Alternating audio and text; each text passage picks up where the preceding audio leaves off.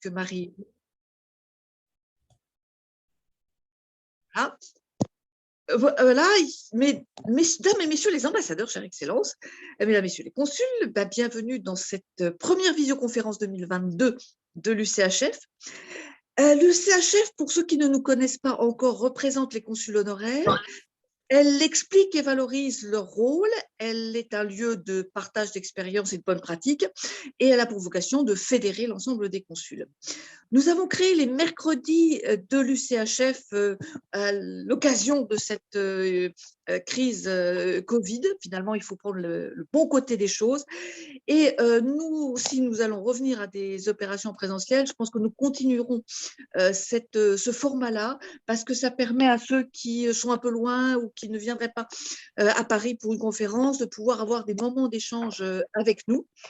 On a eu l'occasion, comme ce soir, de recevoir beaucoup d'invités prestigieux, d'Alain Lamassoure à Jean-Christophe Ruffin. Et ce soir, c'est Michel Derdevec que nous avons le plaisir, la joie, l'avantage, l'honneur d'accueillir. On ne va pas faire sa biographie parce que ça serait très long. Je vais citer seulement les deux titres au titre desquels nous l'avons invité ce soir. Le premier, c'est qu'il est président de la Maison de l'Europe Paris. Le deuxième, c'est qu'il est président de Confrontation Europe. Ce que je vous propose, c'est que, Michel, tu nous dises deux mots de la Maison de l'Europe et de Confrontation pour présenter. On va avoir une intervention, mais ce qui compte, c'est les questions que vous serez amenés à poser. Donc, n'hésitez pas à les noter et puis, le moment venu, on aura un vrai débat. En tout cas, c'est vraiment l'objectif de ces réunions. Michel, merci encore d'être là. Merci beaucoup Anne-Marie et bonjour à toutes et à tous. Vos qualités ont été énoncées par Anne-Marie, donc je ne reviendrai pas dessus. Je suis ravi de revoir quelques visages amis et connus, puisqu'on a eu la chance d'accueillir à l'invitation de votre présidente l'Union des consuls ici à la Maison de l'Europe. Et donc, je suis ravi de vous revoir pour une deuxième séquence qui s'inscrit dans l'actualité. Alors oui, deux mots Anne-Marie sur Confrontation Europe et sur la Maison de l'Europe. Ces deux structures qui sont aussi ancrées un petit peu dans l'histoire, puisque la Maison de l'Europe a été créée en 1956 à l'initiative de certains acteurs engagés dans la cause européenne, François Poncet, Lazare, donc toute une série d'acteurs qui, autour de Jean Monnet, allaient militer autour du traité CK et du traité CEE. Et depuis, elle a été soutenue par les différentes municipalités de Paris et elle a une vocation d'accueillir en son sein des colloques, des réunions, des débats et d'être aussi un espace citoyen pour toutes celles et tous ceux qui, franciliens, ont envie d'avoir des informations de proximité sur l'Europe.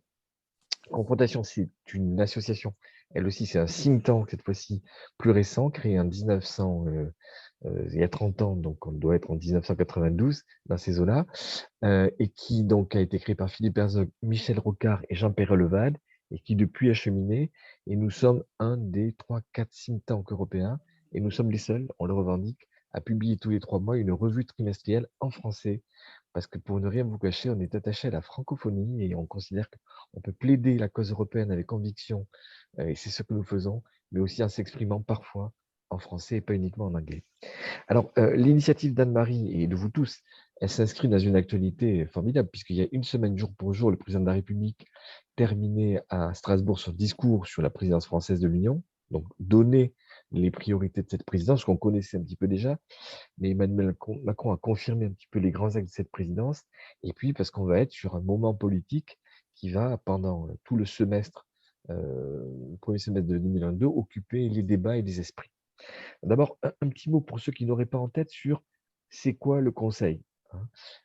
À la différence d'un pays comme la France, l'Europe elle fonctionne avec un triangle institutionnel, un Parlement européen, 705 députés élus au suffrage universel direct depuis 1979, et qui d'ailleurs a été présidé plusieurs fois par des Françaises émérites. On connaît Simone Veil, on connaît aussi avoir un petit souvenir pour Nicole Fontaine, qui a été une grande présidence du Parlement européen. Donc cette institution, elle est capitale, et au fil du temps, à travers notamment la reconnaissance de son droit de codécision, du pouvoir de codécision, elle a joué un rôle majeur. Deuxième institution, la Commission. 2 missions pour la Commission européenne, initiatrice des politiques communautaires. C'est elle qui enclenche les projets de règlement des directives et en même temps gardienne des traités. Et elle a des compétences juridiques directes dans plusieurs domaines. L'agriculture, la politique agricole commune, que les États lui ont demandé de mettre en œuvre, la concurrence, la politique commerciale commune, sur l'énergie, qui est un domaine cher à Anne-Marie et à moi, les réseaux, la sécurité d'approvisionnement en électricité relève de compétences communautaires. Donc, vous voyez. Et puis, on arrive au Conseil qui représente les États membres. Et donc, un député européen ne représente pas son pays, un commissaire européen non plus. La seule représentation des États, c'est le Conseil qui fonctionne depuis Valéry Giscard d'Estaing sous un format qu'on appelle le Conseil européen, ce qu'on appelle les sommets.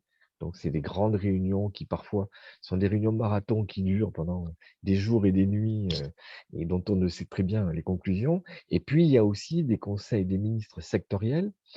Et le pays qui préside l'Union européenne pendant les 6 mois de sa présidence, les ministres compétents président les conseils des ministres sectoriels. C'est-à-dire que s'il y a demain ou après-demain un conseil des ministres du tourisme, ce sera le ministre français en charge du tourisme qui va réunir les 26 autres ministres du tourisme pour voir dans l'agenda quels sont les sujets d'actualité ou préparés déjà qui sont abordés. Donc ça veut dire que cette présidence, elle permet à chaque pays, par rotation, donc, si vous calculez bien tous les 13 ans, d'avoir une influence particulière sur le processus de décision européenne. Et bien sûr que ça n'est pas un travail isolé, c'est-à-dire que c'est un travail qui se prépare à travers ce qu'on appelle un trio, c'est-à-dire que nous, Français, nous allons passer le relais à la République tchèque au deuxième semestre 2022, et puis après s'enchaînera la Suède au premier semestre 2023, et bien entendu que les différents États ne cloisonnent pas leur traitement des sujets, et que tout ça, ça suppose un passage de relais comme une sorte de course entre les États pour essayer d'avoir une continuité entre la présidence de tel ou tel pays. On avait fait, je crois, de Marie, une conférence sur la Slovénie, hein, à ton initiative. Oui, allô? Tu peux,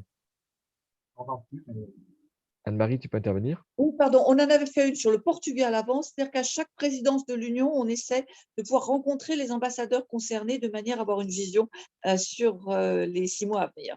Merci. Exactement. Et donc, ça veut dire que la présidence française, elle va avoir deux objectifs principaux. D'abord, faire atterrir des législations ambitieuses qui ont déjà été enclenchées, mais qui nécessitent un travail de fond et de consensus. Pour nous, Français, c'est un mot qu'on ne comprend pas, mais les deux maîtres mots qui dominent à Bruxelles, c'est le compromis et le consensus. Et le compromis, vous savez, nous, Français, on dit souvent c'est un compromis mou.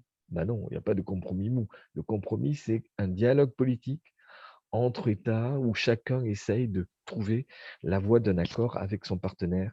Et puis, c'est le même esprit de compromis et de consensus qui règne au Parlement européen. Et donc, ça veut dire que pour nous, Français, qui sommes habitués à être dans des logiques de majorité, opposition, c'est quelque chose qui n'est pas du tout l'état d'esprit et la culture communautaire. Et bien sûr qu'une présidence française, une présidence en général, une présidence française notamment, ça permet d'impulser l'agenda. Et sans doute que dans ce que le président de la République a annoncé il y a une semaine à Strasbourg, il y aura des thèmes qui n'aboutiront pas à fin juin 2022. Mais c'est des idées, c'est des thèmes qui se prolongeront à travers d'autres leaderships, d'autres présidences et d'autres gouvernances du Conseil. Donc, vous voyez, c'est aussi ces deux moments. On a des textes qui étaient en préparation. Je pense au numérique, on en parlera dans quelques instants, le DMA, le DSA, c'est un peu technique, mais qui avait été travaillé entre le Parlement, le Conseil et la Commission, qui vont peut-être pouvoir aboutir concrètement à la faveur des conseils des ministres sectoriels en charge du sujet. Et puis, ça va être politiquement, bien entendu, la possibilité de nous donner un cap, comme le président de la République l'avait fait en septembre 2017, en arrivant à travers le discours de la Sorbonne, qui était sa feuille de route initiale quand il est arrivé à la présidence de la République. Pour rentrer un petit peu dans le vif du sujet, les priorités de la présidence française, elles ont été réparties en 3 axes principaux, rassemblés sous l'angle de la devise relance, puissance, appartenance, que je vous présenterai ce soir, moi, plutôt en détaillant la volonté d'avoir une Europe plus souveraine. Deuxièmement, un modèle européen de croissance soutenu et relancé. Et troisièmement, ce qu'on appelle, ce que le président de la République qualifie d'une Europe humaine. C'est autour de ces 3 thèmes que je lancerai un petit peu l'échange, avant bien sûr qu'on garde beaucoup de temps et d'espace pour la discussion. L'Europe souveraine, c'est quoi? C'est l'idée qu'à un moment donné, il faut peut-être qu'on passe d'une Europe de coopération à l'intérieur des frontières à une Europe puissance dans le monde, souveraine, libre de ses choix et maître de son destin.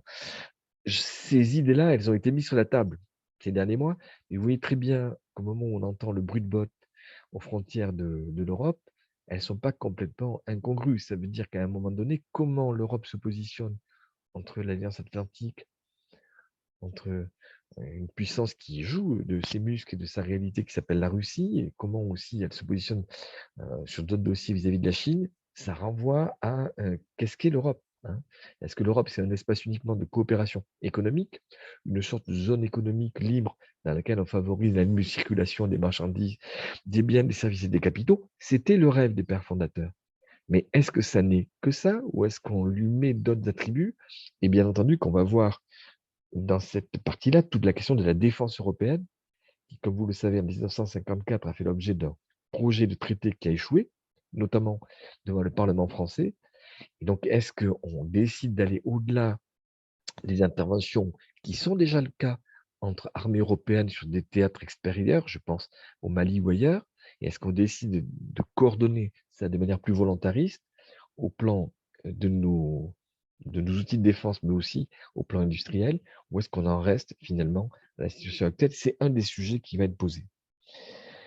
Concernant la politique d'asile et de migration, le président de la République a annoncé qu'il souhaitait une réforme de l'espace Schengen pour retrouver une harmonisation politique conforme à nos valeurs et pour donc mettre en place un pilotage politique de Schengen à travers, par exemple, ça a été évoqué, des réunions régulières des ministres en charge de ces sujets au niveau national, ou aussi à travers la création d'un mécanisme de soutien d'urgence aux frontières en cas de crise.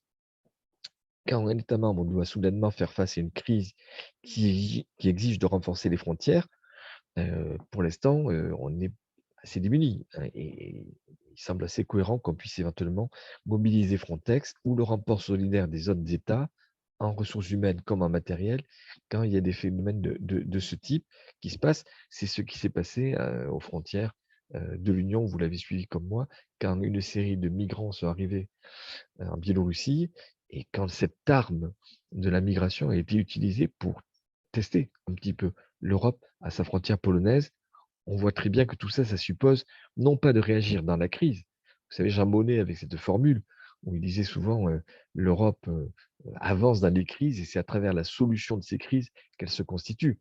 Oui, mais ça ne peut pas être que ça, hein. L'Europe, elle doit aussi travailler sur des logiques un peu plus construites dans le temps et plus sereines. Donc, l'objectif, et on verra bien ce qui sortira des prochaines semaines, sera sans doute d'évoquer un paquet migratoire européen avec la volonté de travailler avec les pays d'origine et de transit pour mettre fin au trafic, protéger les frontières, harmoniser les règles en matière d'asile et d'accompagnement, ainsi que la gestion de ce qu'on appelle les flux secondaires, c'est-à-dire les flux infra-européens. Pour tous ceux qui sont intéressés à ces sujets, nous organisons très prochainement une conférence le 10 février avec des personnalités européennes de premier plan sur ce sujet, parmi eux Patrick Veil, d'autres spécialistes, des parlementaires européens.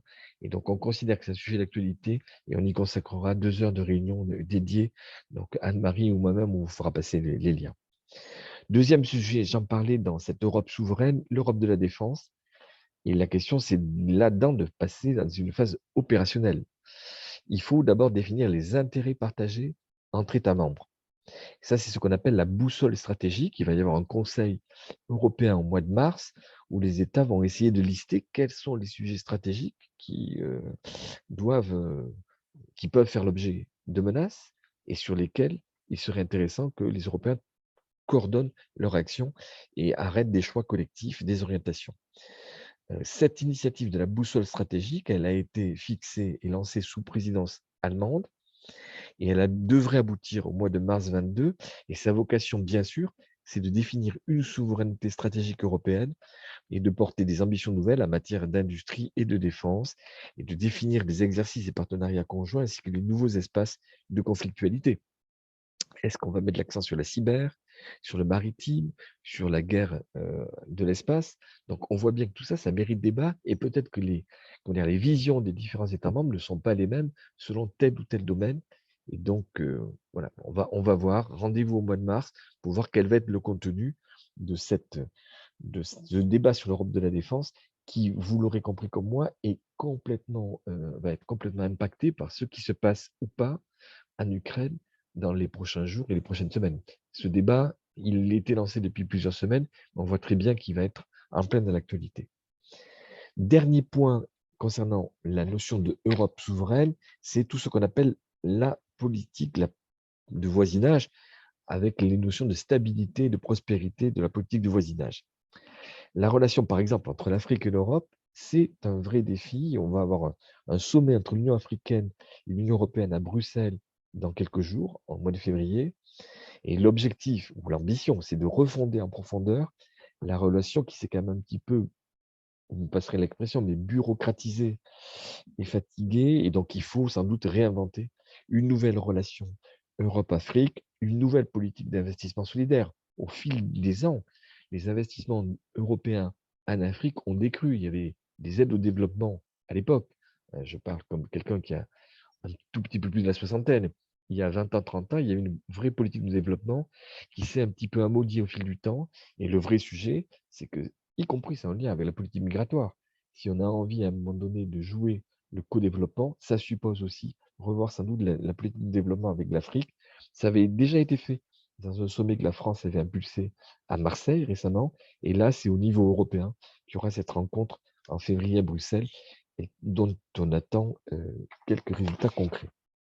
Deuxième zone dans laquelle la politique de voisinage devra aussi s'exercer, c'est les Balkans, avec au mois de juin une conférence sur les Balkans occidentaux, au cours de laquelle seront évoqués des enjeux liés à la protection des minorités, notamment, ainsi que la lutte contre les interférences et les manipulations, on peut appeler ça comme ça, de puissances internationales qui cherchent à déstabiliser cette région. Donc, l'idée derrière, ce sera sans doute d'initier un réengagement et un réinvestissement dans cette région clé pour la souveraineté européenne. Deuxième thème de la présidence française, bâtir un nouveau modèle européen de croissance. Un sommet programmé là aussi le 10 et 11 mars pour débattre de ce modèle européen de croissance et travailler sur les 4 piliers. Premier pilier, la capacité à produire et à avoir une réponse économique adaptée à la sortie de crise.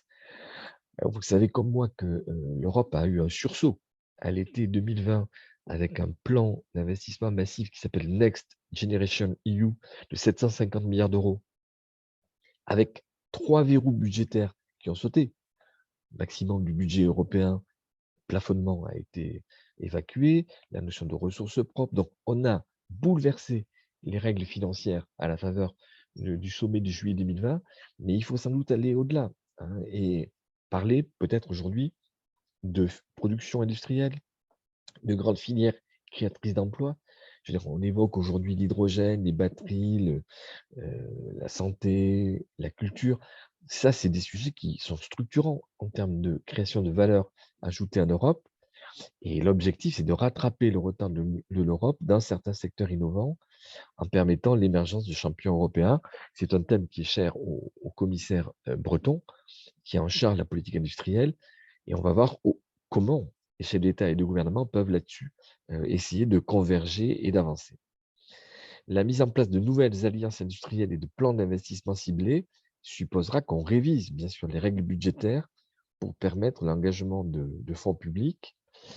Et ça renvoie à un autre dossier qui est un peu technique, mais qui pourtant est la matrice et la clé de tout, c'est l'achèvement de l'union bancaire et de l'union des marchés de capitaux pour stimuler l'investissement privé. Vous savez peut-être comme moi que le bas de laine européen est consistant. Les fonds privés disponibles en Europe sont extrêmement importants, sauf qu'ils ne sont pas fléchés, ils ne sont pas activés, ils ne vont pas dans l'économie réelle, ils ne dynamisent pas la création d'emplois. Donc le vrai sujet, c'est comment on mobilise tout ça, ce qui bien entendu allège la dépense publique d'autant si on arrive à activer les investissements privés. Donc c'est un débat qui est un débat ancien, mais ça serait très important que ce débat aboutisse un petit peu. Alors là aussi, c'est une petite page de pub, mais on a beaucoup travaillé depuis 2 ans à confrontation là-dessus, notamment avec nos amis allemands et néerlandais. Pour tous ceux et celles qui sont intéressés, vous pouvez aller sur notre site web et il y a des comptes rendus, notamment de rencontres qui ont été organisées par l'équipe de confrontation là, en 2021. Donc vous verrez beaucoup de matériaux sur ce thème de l'union des marchés de capitaux. Ce n'est pas très présent dans les médias français, ni même européens, et pourtant c'est un sujet central. La PFUE, pourrait aussi et doit aussi, bien sûr, accompagner l'ambition historique de l'Union européenne en matière environnementale. Donc, ça va supposer des investissements massifs dans l'électrification du continent.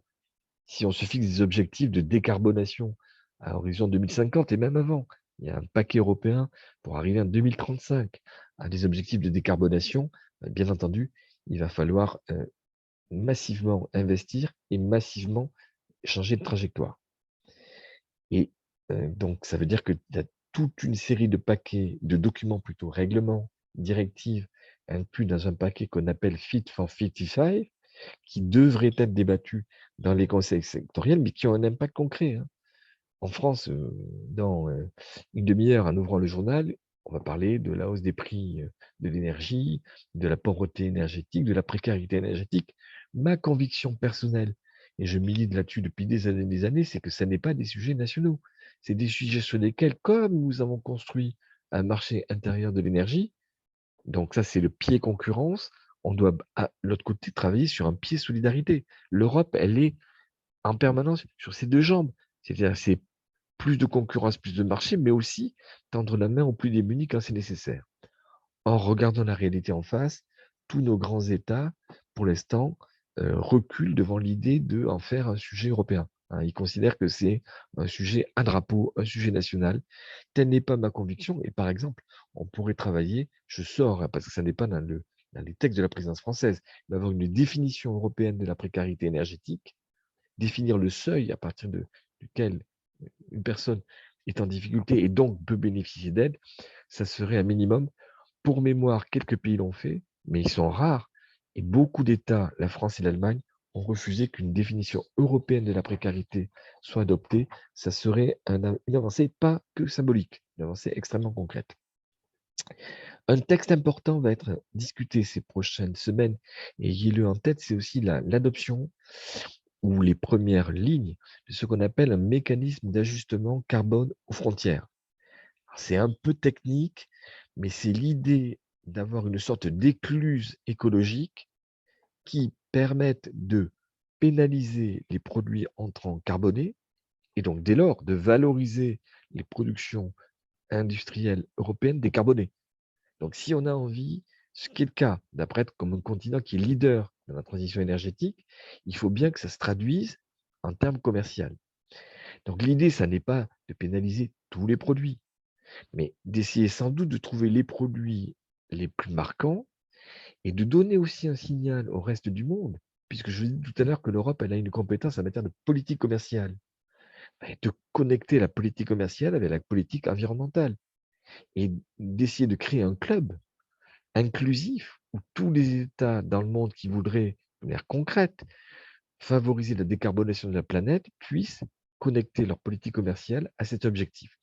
C'est un mécanisme compliqué à mettre en œuvre.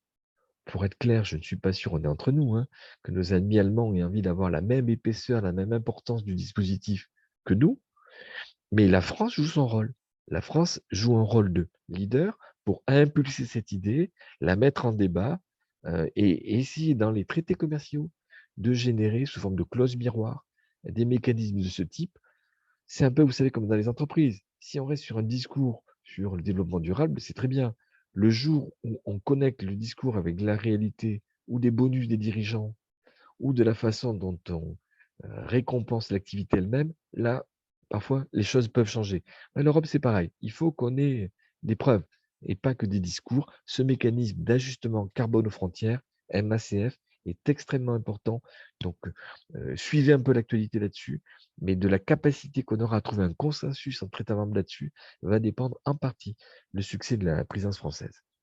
Et puis, on a aussi des dossiers plus techniques. Par exemple, il y a un dossier sur la régulation dans la lutte de la déforestation importée. Ça veut dire qu'on va essayer de limiter l'importation de certains produits, le soja, le cacao, le café, quand ils contribuent à la déforestation. C'est-à-dire qu'on ne peut pas à la fois se plaindre et dire la forêt amazonienne est détruite et puis ne pas mettre dans les pratiques commerciales des clauses pour essayer de pénaliser tout ce qui relève de ces politiques de déforestation qui nuisent finalement à la lutte contre le réchauffement de la planète.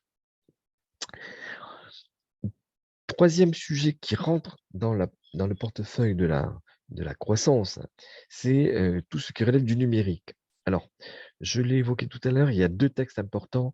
On ne passera pas là-dessus parce qu'il est déjà 19h32. Si on va avoir un peu d'échange, on va essayer de concentrer tout ça. Mais ces deux textes s'appellent DMA, DSA. En gros, l'idée, c'est de réguler les grands acteurs du numérique, non pas avec peut-être une taxation du numérique, ça c'est quelque part un projet qui sera peut-être évoqué au printemps en conseil ECOFIN, mais si on n'y arrive pas, au moins en essayant de faire que dans la gestion des données, les grands acteurs du numérique soient encadrés au plan juridique ou par la commission ou par une instance dédiée et puissent s'intégrer finalement dans les règles de droit que nous pratiquons. Vous savez que l'Europe, elle a été à la base de ce qu'on appelle le RGPD, un règlement sur le contrôle des données personnelles, qui est dans l'esprit un peu de la CNIL pour la France. Mais là, il s'agit simplement de vérifier quelles données sont utilisées, captées, comment elles sont commercialisées, et si oui, sous quelle forme et selon quel process. Donc voilà, c'est un certain nombre de règles qui ne vont pas être simples à mettre en œuvre. Ça supposera sans doute un dialogue entre les grands acteurs du numérique et les instances européennes, bien au-delà de l'adoption des textes en question, parce que la problématique de la mise en œuvre, elle va être extrêmement compliquée. Mais c'est conforme à l'idée qu'on est dans un continent du droit et dans lequel, peut-être différemment d'autres continents, on n'est pas dans un espace quelconque en termes d'échange de données ou de partage d'informations.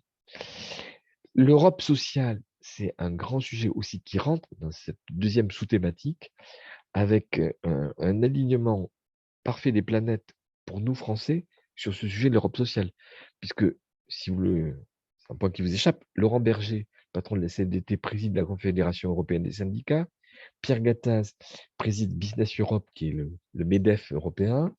Pascal Bolo, c'est un peu moins connu, préside l'association qui rassemble les employeurs publics. Et donc, il y a un moment français sur ce dossier de l'Europe sociale qui, quand même, a été très emblématique aussi de la présidence de la commission de Jacques Delors. Jacques Delors, vous savez, avait inventé ce qu'on appelle le dialogue ou les dialogues de Val-Duchesse, du nom d'un endroit à, à Bruxelles, où il réunissait à pas réguliers les employeurs, les syndicats, pour parler des textes européens qui pouvaient rentrer dans le mécanisme, règlement, directive et tout. Donc, l'esprit des textes européens en matière sociale, c'est de ma fenêtre génial. C'est-à-dire qu'on demande d'abord aux partenaires sociaux de se mettre d'accord sur des priorités, sur des sujets à traiter. Et une fois qu'ils ont convergé, la mécanique d'adoption des textes est mise en place. Vous voyez que c'est très démocratique et parfois un peu différent de ce que pratiquent certains États où les textes déboulent et puis on dit l'application relève des partenaires sociaux. Non, le mécanisme européen, à mon avis, il est plutôt construit dans le bon sens. Encore faut-il que les partenaires sociaux aient envie d'avancer. De ma fenêtre, c'est peut-être un des sujets. Je ne suis pas sûr que là, les planètes soient alignées. Mais donc, sur l'Europe sociale, il y aura des textes assez importants qui vont être abordés. Par exemple, le gouvernement français a quelque espoir d'aboutir sur la directive sur le salaire minimum, qui a été abordée au sommet de Porto de juin dernier et qui est un texte qui peut amener un consensus. Ce serait un signal en période de crise important. Ça ne sera pas le même salaire partout en Europe, mais l'idée, c'est d'avoir un salaire plancher adapté aux économies des États membres et ce serait un système, bien entendu, qui tirerait vers le haut les revenus des Européens. Il y a une deuxième directive que la France souhaite également faire avancer. C'est une directive visant à toujours et encore agir pour l'égalité entre les hommes et les femmes avec une directive sur la transparence salariale qui vise à mettre fin aux écarts de rémunération entre les genres et à finaliser des textes sur les quotas dans les conseils d'administration. Là aussi, ce serait un beau signal. Si la France arrivait à faire aboutir cette discussion, on est encore dans beaucoup de pays européens très divers en la matière, et en tout cas, l'égalité, on ne peut pas dire que ce soit la règle de base sur ces sujets, et la discrimination hommes-femmes sont malheureusement légion. Troisième volet, puis je terminerai par là, l'objectif de la présidence française, c'est aussi d'aller vers une Europe humaine, ou plus humaine, ou humaniste. Choisirez le terme qui vous va. C'est autour de ce thème qui a été organisé depuis 2 ans, 1 an et demi, à l'initiative du président français, une conférence sur l'avenir de l'Europe. conférence qui a visé à rassembler l'expression de l'ensemble des citoyens européens, alors sous un format un peu dématérialisé, des plateformes mises en place par la Commission, des débats citoyens. Chaque pays a organisé cette démocratie directe un peu selon sa façon, mais les conclusions de cette conférence sur l'avenir de l'Europe devraient être discutées au mois de mai. Et donc, on verra bien hein, où va aller cet élan. Pour être clair, l'institution parmi les trois que j'ai citées tout à l'heure qui pousse, c'est le Parlement européen. Le Parlement européen a envie que cette conférence sur l'avenir de l'Europe ne soit pas que un machin, un, un truc. Le Parlement européen a envie que ça soit matérialisé par éventuellement des changements de traités, des évolutions dans le droit communautaire. D'autres institutions sont un petit peu plus prudentes. Et on a vu 10 États sur 27 dire qu'ils ne souhaitaient surtout pas que la conférence sur l'avenir de l'Europe donne lieu à des changements dans les textes européens. Et vous voyez bien que si c'est le cas, ça va créer beaucoup de déceptions. C'est-à-dire si on ouvre le débat d'une manière citoyenne pour après ne rien changer, ça peut donner le sentiment d'une consultation pour rien. Et donc, ça pourrait être générateur de beaucoup de déceptions. Donc, à voir, retenez dans l'agenda le point d'aboutissement en mai de cette conférence sur l'avenir de l'Europe, et avec sans doute un tiraillement entre les institutions sur ce point d'arrivée. L'état de droit dans l'Union européenne, deuxième grand sujet. Alors, vous l'avez entendu dans l'expression des pouvoirs publics français, que ce soit le président de la République, le secrétaire d'État aux Affaires européennes ces derniers mois, c'est un sujet majeur sur lequel la France n'a jamais reculé. Je veux dire, quand sur différents sujets, certains États de l'Est de l'Europe ou mettent en cause la liberté de la presse, ou mettent en cause la liberté de genre, la France n'a pas hésité à monter au créneau. Alors on pourrait se dire, mais c'est bizarre parce qu'on n'a pas, c'est peut-être parce qu'on n'a pas les mêmes valeurs, pas les mêmes traditions, parce que la religion est différente. Moi, j'aurais envie de dire que c'est vraiment un sujet sur lequel il ne faut pas renoncer, reculer d'un poil. Pourquoi? Il y a derrière mon bureau, vous voyez, là, derrière, il y a la charte des droits fondamentaux. Cette charte des droits fondamentaux, elle définit, c'est un texte communautaire adopté par tous les États membres de manière démocratique, qui énonce un peu d'ailleurs à l'image de la Déclaration des droits de l'homme et du citoyen française de 1789, des valeurs fondamentales. Donc ces valeurs, elles sont inscrites dans le droit positif de l'Union. Et donc, voilà, il faut ne pas baisser la garde et rappeler que, bien entendu, c'est ce qui a été fait. On peut conditionner les aides communautaires au respect de ces valeurs. Et ce n'est pas des mesures de rétention, c'est simplement l'article 7 des traités qui prévoit qu'à un moment donné, on n'est pas dans une zone économique de libre-échange comme l'ALENA, le Mercosur. L'Europe, c'est un plus. C'est pas qu'un espace où on fait du business. C'est aussi un endroit où on convient qu'il y a des valeurs fondamentales à respecter et à promouvoir, à partager et à promouvoir. Donc ce sujet, il est très important et je pense que voilà, on aura l'occasion vous aurez l'occasion de voir qu'il sera débattu dans les semaines à venir. L'éducation, je passe vite, grand chantier sur l'histoire de l'Europe que la France aussi souhaite impulser pour bâtir un cadre académique dans lequel les historiens pourraient de manière indépendante forger une historiographie de la construction européenne. Et en juin 22, donc dans 5 mois, on aura une réunion avec les universités européennes pour consacrer ce sujet et essayer de bâtir dès lors une académie d'Europe. C'est un terme que le président Macron a aussi employé plusieurs fois pour éclairer les débats et proposer des actions et des projets culturels communs. Enfin, et on l'a fêté jeudi dernier, Erasmus, ça ne vous aura pas échappé, a déjà 35 ans. Mais le problème, je suis d'Erasmus aujourd'hui, c'est de l'élargir sans doute aux apprentis et donc sans doute avec un service européen civique de 6 mois ouvert à tous les jeunes de moins de 25 ans. C'est un combat en France de Jean Arthuis. Jean Arthuis a pris la présidence du cercle Erasmus+, et c'est un combat qui est très, très important pour ne pas rester, sur l'image de l'Erasmus, de quelques étudiants qui vont faire la fête à Barcelone. Erasmus, c'est pas ça. Oui, ça peut être ça dans des films qu'on a appréciés les uns et les autres, mais Erasmus, c'est aussi fondamentalement quelque chose qui doit embarquer la jeunesse européenne avec un point d'attention, c'est qu'au lendemain du Covid, je me place déjà dans l'après, mais les jeunes européens, ils sont peut-être pas de manière spontanée dans l'idée de voyager. peut-être que Erasmus a généré, pas Erasmus, le Covid a généré des peurs ou des craintes ou l'envie de se replier un petit peu sur une zone de proximité, sur sa famille. Et donc, une nouvelle impulsion sur Erasmus, c'est aussi essayer de relancer, après la phase Covid, les échanges et la volonté pour les jeunes d'aller se forger une culture et à s'enrichir au-delà de leurs frontières. Je terminerai par bien entendu une question politique que vous avez entendue comme moi sur le calendrier et l'articulation et la proximité entre la PFUE, présidence française de l'Union, et les élections présidentielles. Ah oui, il y a un fait, hein, l'agenda purement européen fait que il ne captera pas l'attention médiatique et politique au-delà des 3 premiers mois, hein, janvier, février, mars, et même il va y avoir une période de réserve. Et après mars, tous les projecteurs seront là, à l'évidence, tournés vers la présidentielle. Fallait-il pour autant changer, inverser? On aurait pu envisager que d'autres pays prennent notre présidence, et que nous, on passe avant, après. Moi, je n'aurais pas un jugement de nature politique là-dessus. J'aurais envie de dire que tous les moments où on peut ramener l'Europe dans le débat français sont positifs. Donc, j'aurais envie de dire que oui, ça va être techniquement compliqué d'avoir ces périodes où il va y avoir de la réserve à faire. Et oui, il y aura quelques semaines qui seront neutralisées. Et en même temps, pouvoir parler du sujet européen et le mettre en débat public, et d'ailleurs entre nous, les oppositions aujourd'hui s'expriment peu sur l'Europe, très peu. Le sujet européen n'est pas devenu un sujet de débat public.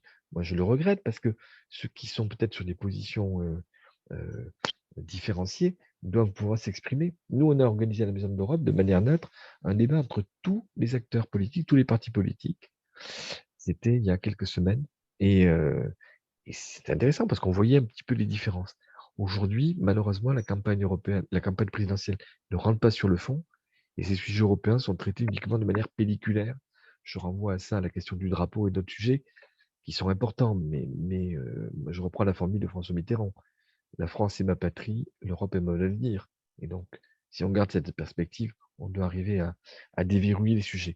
Donc voilà, moi je voulais en rester là. C'est une présidence qui est importante par rapport au momentum européen. Comme toutes les présidences, quand Nicolas Sarkozy présida l'Union européenne, le Conseil de l'Union européenne, il a eu la crise économique majeure à traiter qui a bouleversé tout l'agenda. J'ose espérer que nous n'aurons pas la crise ukrainienne à gérer. Il y a la crise Covid qui n'était pas envisagée à cette hauteur-là il y a 6 mois, 1 an, et qui va devoir faire l'objet d'actions communes. Donc, une présidence, ça sert aussi à gérer les sujets d'actualité. Et les citoyens européens ne concevraient pas qu'on traite dans les conseils qui vont être les conseils réunissant les ministres et les conseils européens qui réunissent les chefs d'État et de gouvernement que des sujets théoriques hors sol.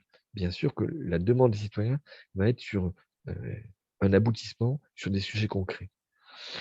Donc on verra bien comment ces mois-ci vont se passer. Mais pour l'instant, cette présidence démarre plutôt bien. La venue à Paris des commissaires européens a été plutôt un moment important. Et puis on verra bien les résultats concrets. Il faudra juger à l'aune de l'histoire.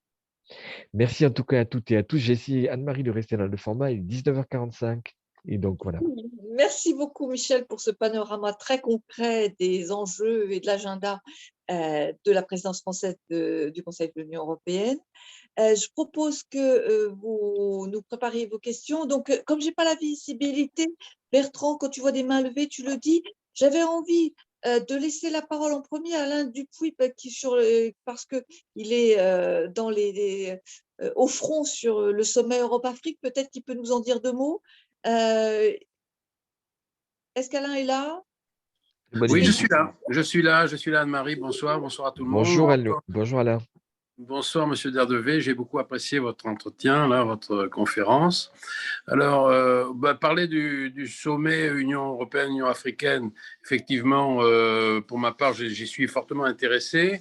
Je n'ai pas de suggestions à faire particulièrement au niveau du sommet lui-même, je ne me le permettrai pas.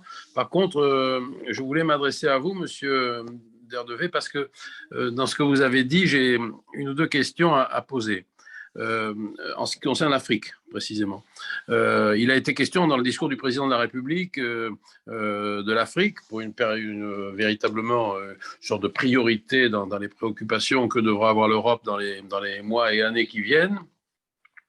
Mais je voudrais vous demander, d'après vous, ce n'est pas une question piège, hein, simplement vous demander si vous pensez que les pays africains, les pays européens ont tellement envie que ça, qu'on se préoccupe de la relation avec l'Afrique. Il est clair que, plan économique, la France, d'une part, et l'Europe à partir de là, certains autres pays ont perdu un peu de terrain sur la relation économique avec l'Afrique. Mais il se trouve qu'aujourd'hui, vous l'avez dit également, il y a un problème de respect des droits de l'état de droit et aujourd'hui, la France est concernée par ce qui se passe en Afrique dans certains pays comme le Mali, le Burkina, qui ont fait l'objet, la Guinée, qui ont fait l'objet de coups d'État dernièrement, et où le respect de l'état de droit et les gouvernances sont plutôt un petit peu équivoques, pour le moins, et le mot est faible. Donc je ne suis pas persuadé, c'est ma question un peu, que l'Europe soit si motivée que cela, à part la France et peut-être l'Allemagne, sur l'évolution positive de cette relation entre l'Afrique et l'Europe dans ce contexte-là que nous vivons aujourd'hui. Alors, il est vrai que le sommet, effectivement, Union européenne, Union africaine, qui aura lieu en février, sera très intéressant à suivre pour voir si véritablement, voilà. Et au niveau de la campagne française, je le vois bien, au niveau de la campagne française, vous l'avez dit également, on ne peut pas dire que la politique internationale, déjà globalement, et encore moins africaine, elle soit particulièrement à l'ordre du jour des différents débats que l'on trouve. Si vous voulez, hein, voilà. Alors, un dernier mot qui est anecdotique. J'ai passé un moment l'autre jour avec mon cher ami Marc Fesneau, qui est le ministre des Relations avec le Parlement. Je connais, moi je suis plutôt d'obédience centriste. Et en lui parlant de ce que je ressentais sur les difficultés africaines, je lui ai dit, il faudrait peut-être qu'on se réveille un peu pour mettre ça devant la scène, justement. Et il m'a répondu cette phrase, bon, je ne trahis pas de secret d'État en disant cela, il m'a dit, mais si tu crois qu'un électeur moyen du fin fond de la Lozère ça a été son expression, hein, a grand-chose à foutre de ce qui se passe en Afrique, tu te trompes probablement.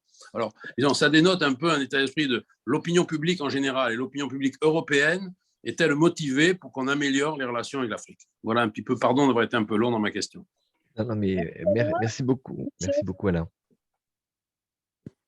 Tu réponds à cette question ou on avec prend grand plaisir. Oui, avec grand plaisir parce que c'est une question centrale. Je pense qu'on reste culturellement en Europe dans la culture d'hier où il y avait, selon les pays, comment dire, des zones d'influence. On va appeler ça comme ça. Oui. Et je pense qu'on reste dans cette vision-là et c'est très compliqué de voir le sujet africain globalement. Alors que l'exigence aujourd'hui, c'est de le voir globalement dans la relation Europe-Afrique. Pourquoi? Parce qu'entre-temps, le changement majeur, c'est la présence de nos amis chinois qui, pays par pays, depuis 20 ans, de manière systématique, investissent, prennent des positions, sont dans une situation de faire une razzia au plan économique sur l'ensemble des pays africains. Et donc, si on n'a pas une approche unitaire européenne, une approche stratégique, ça ne le fera pas. Et deuxième raison qui fait qu'on doit être à la maille européenne, c'est la question de la défense. On voit bien qu'un pays et un seul qui intervient, c'est le cas de la France. C'était le cas de la France avant que des contingents d'autres pays européens, je pense à des contingents lettons qui sont présents au Mali, par exemple, mais face au risque terroriste, raison de plus pour qu'il y ait une défense européenne organisée, puissante, pour essayer de sécuriser et d'éviter qu'on ait aux frontières de l'Europe des sources de terroristes. Donc, c'est les deux questions du dessus du panier. On a dans le domaine de l'énergie un exemple de cette désorganisation des Français quand en matière de production d'électricité, on a eu un projet allemand, Desertec, au même moment où il y avait un projet français concurrent, et tout ça, ça fait très désordonné. Et donc, les pays africains n'y comprennent strictement rien. Donc voilà, donc oui, raison, il faut qu'on le mette vraiment en dialogue en organisant effectivement un sommet, mais il va avoir lieu. Alors après, comment on évoque les questions de respect de l'état de droit. Quand j'évoquais le sujet, c'était d'abord, dans mon esprit, sous l'angle interne à l'Union. C'est-à-dire que déjà, c'est un peu un rappel à l'ordre par rapport à tous ceux qui ont signé la Charte des droits fondamentaux. Et bien sûr que c'est au-delà des valeurs universelles qu'on doit prôner sur d'autres continents et dans d'autres approches diplomatiques. Je voulais passer la parole à Audrey Regnault-Lasserre parce que tu as parlé de précarité énergétique. Elle a été membre de l'ONPE, l'Office national pour la précaution, et elle nous a mis un petit mot. Alors dis-nous-le parce que tout le monde n'a pas les petits messages. Audrey, je te laisse la parole. Oui, pardon, je voulais juste donner une petite information. En effet, je ne sais pas si vous l'avez vu, monsieur Dradevet, mais l'ONPE a sorti et a communiqué au moment de son colloque en fin d'année dernière une étude justement.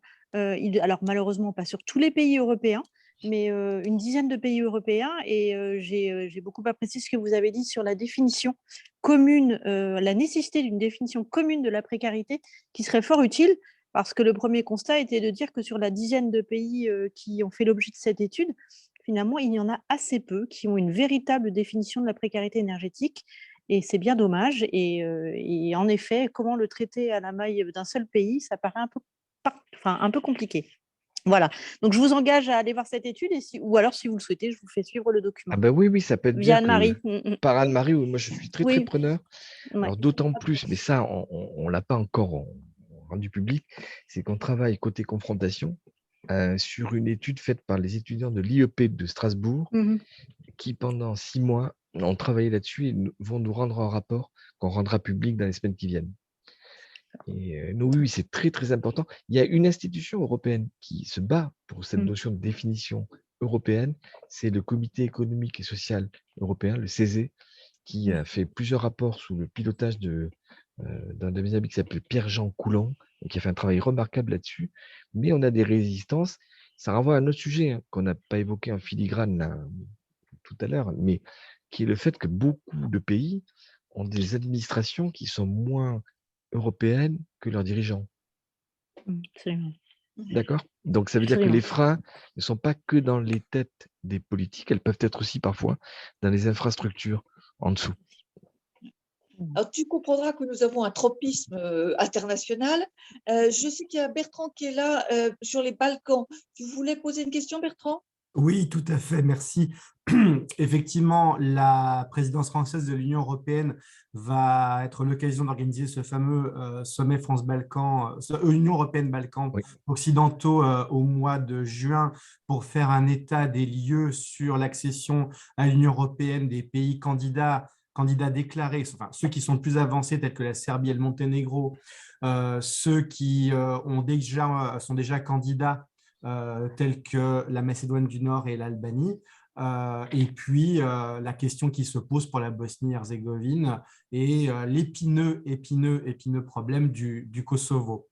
Ma question, c'est, je trouve honorable pour des raisons surtout historiques et d'amitié que la France, effectivement, s'engage auprès de l'élargissement de l'Union européenne à l'Est et au Sud.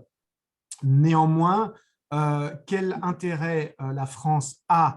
Je me fais l'avocat du diable parce qu'évidemment, vous l'avez compris, en tant que consul émérite du Monténégro, je ne peux qu'accueillir ceci avec un grand intérêt. Toutefois, déplacer le barycentre de l'Union européenne vers l'Est et donc faciliter les relations économiques et les mouvements de population entre ces pays qui littéralement se vident, notamment la Bosnie-Herzégovine, avec les rotomontades de l'entité serbe de Bosnie qui laisse planer le doute sur une sécession.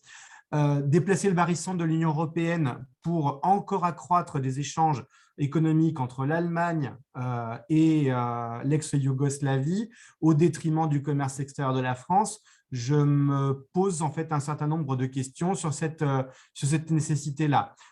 Néanmoins, je pense que la France doit absolument tenir cet engagement. J'ai plutôt un jugement assez sévère sur la présidence slovène, qui est mon deuxième pays de cœur de l'Union européenne, et pour lequel le bilan n'est pas bon, en fait. Le bilan, les promesses n'ont pas été tenues. Après, effectivement, toutes les conditions n'avaient pas été réunies. Et puis, la personnalité du Premier ministre aussi n'a pas beaucoup aidé. Néanmoins, voilà, j'aimerais quand même que le 30 juin, on se dise qu'on a quand même réalisé 80% du programme. Je vais compliquer la question sur l'élargissement, Michel, en rajoutant la question de l'Ukraine et de la Géorgie. Voilà. Là, tu as un truc explosif. Hein. Vas-y. Pas de problème. On peut faire un vote. On est combien en ligne là On est 38. Donc, vous envoyez sur le fil du dialogue les votes et puis on fera les calculs avec Anne-Marie. Je pense que dans les différents cas que vous avez cités, Bertrand, la question, c'est une question d'accompagnement dans le positionnement, dans le discours d'un certain nombre de ces pays, dans l'idée qu'on ne les abandonne pas. C'est-à-dire qu'on oscille entre eux, et on pourrait d'ailleurs appliquer le même raisonnement à la Turquie, hein. On oscille entre des engagements qu'on a peut-être pris à certains moments, qu'on n'a pas tenus, donc qui ont créé pas mal de désespoir, et puis quelque chose qui est pas de discours. Et donc, je veux dire, on est dans des zones qui sont fragiles, qui peuvent être l'objet d'influences externes et peut-être d'influences inamicales. Et de ma fenêtre, l'Europe doit être présente sous une forme ou une autre. Peut-être que l'adhésion pure et simple, peut-être qu'elle a été pratiquée à travers les élargissements exercés jusqu'ici, n'est pas une formule immédiate dans 6 mois. C'est sans doute même pas la formule immédiate dans 6 mois. Mais par contre, est-ce qu'il n'y a pas des formules à retravailler, à revoir, pour essayer de faire en sorte que, par exemple, on va revenir sur le sujet de tout à l'heure, le mécanisme d'ajustement carbone aux frontières peut très bien, si on l'applique de manière stricto sensu, déstabiliser l'économie d'un certain nombre de ces pays. Donc, comment on envisage, dans le cadre de structures d'association ou de dialogue qu'on a au plan économique avec ces pays, pour les amener de manière inclusive dans le mécanisme d'ajustement carbone et éviter qu'ils se retrouvent pénalisés ou que leur économie, dès lors, ce qui nourrirait dans ces pays-là un discours anti-européen. Vous voyez mon raisonnement, c'est-à-dire qu'on doit sur tous les grands sujets, qui sont les sujets des 27, voir comment par rapport à ces pays-là, qui sont des endroits stratégiques, si on ne veut pas qu'ils partent en 1000 morceaux, et le passé récent dans les Balkans nous montre que malheureusement, il peut y avoir des issues dramatiques. Nous avons une responsabilité diplomatique de premier plan et économique de premier plan. Et donc, c'est tout ça qui doit être débattu, avec sans doute la difficulté de faire que la solution pratiquée dans tel pays ne sera peut-être pas exactement la même dans tel autre. Donc après, il y a la modularité. Les Balkans, vous savez mieux que moi, Bertrand, ne sont pas un et unique. Ils sont divers. Et donc, comment on a une approche qui est équitable, juste vis-à-vis de tous les pays concernés, et en même temps qui essaye de faire qu'on ne les abandonne pas à leur destin, c'est l'enjeu de ce sommet. Mais je suis, comme vous, très heureux que ce sujet ait été inscrit à l'ordre du jour. Merci, Michel. Je ne prononcerai pas sur l'Ukraine. C'est un piège, Anne-Marie. D'autres questions? Alors, il est 19h59, mais on peut prendre quand même une ou deux questions. Est-ce que, alors, je n'ai pas la vision, Bertrand. Est-ce qu'il y a des mains levées? Non. Non? Eh bien, alors, on termine à l'heure. C'est pas normal, ça. C'est un métier. C'est pas notre genre, ça. Enfin, c'est le tien, Michel. Mais écoute, moi, j'évoque toujours la vision que j'ai de l'Europe. Je suis champenoise de longue tradition, puisque ça fait pratiquement 1000 ans que ma famille est troyenne. Et pour nous, l'Europe, c'est les forts de Champagne, où déjà, au XIe siècle, les marchands lituaniens retrouvaient les marchands du sud de l'Europe, de l'Italie, des Balkans pour échanger non seulement des matières, mais aussi ils étaient accompagnés de leurs poètes, de leurs artistes, de leurs sculpteurs, etc. Et donc, une Europe économique, une Europe des marchands, mais aussi une Europe de la culture. Et j'aime bien terminer aussi sur cette idée que l'Europe, c'est pas seulement une Europe économique, pas seulement une Europe diplomatique, pas seulement une Europe de la défense, mais aussi une Europe de la culture. Donc, encore merci, Michel, pour ton intervention. Faites-moi passer les différents éléments que vous avez évoqués les uns et les autres. Vous pourrez, alors on est un petit peu déçus parce qu'il y avait 106 inscrits et on a eu une pointe à 45 participants. Ils recevront le lien YouTube pour pouvoir revoir cette visio qui sera sur notre chaîne YouTube à partir de demain matin, Bertrand, à peu près. Hein. Tout à fait. Voilà. Efficacité, bravo. Même ce Voilà, soir, si vous êtes sage. et puis nous vous ferons parvenir aux uns et aux autres les invitations aux différentes manifestations de la Maison de l'Europe et puis les éléments d'information dont on a parlé. Encore merci à tous pour votre Merci à tous. Merci encore. Et ravi d'avoir été avec vous. À et bientôt. puis à très bientôt pour la prochaine prochain mercredi du CHF. Bonne soirée à tous. À bientôt. Merci beaucoup. Au revoir. Merci, bonne soirée.